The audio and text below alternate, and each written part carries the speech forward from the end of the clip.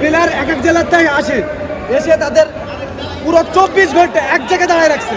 24 ঘন্টা আমরা আবাসন ব্যবস্থা পাইনি, সকালে নাস্তা দেশে পানি দিই নাই। শুনবেন, বিসিবির কোটি কোটি টাকা বলে পৌঁছতেছে, অথচ ডিজাবেল যারা হুইল চেয়ারে বসে খেলে তাদের পানি থাকে না, এগুলো ভোগ করে। অথচ ডিজাবেলে একটা প্লেয়ার 2000 টাকার বেশি কোনো দিন খেলে। আমি নিজে একজন ডিজাবেল সেক্টরের প্লেয়ার, আমি ক্রিকেট ডিজাবেল সেক্টরে খেলি, আমি সেখানে আমরা 2000-3000 টাকা পাই। কিছু লোক আছে যারা এই সুবিধা ভোগ করে এই ডিজাবেল সেক্টরটা পুরো ধ্বংস করে দিচ্ছে, দিন দিন পুরো ধ্বংস করে দিচ্ছে। আমরা 3 দিনের মধ্যে পুরো টিম সাজাইছি, একদিন যেদিন আসছি সেদিন মেডিকেল। কেন বাবা, 1 সপ্তাহ আগে মেডিকেল করে দিতে পারতে আমি প্লেয়ার চেঞ্জ করে নিয়ে আসতাম।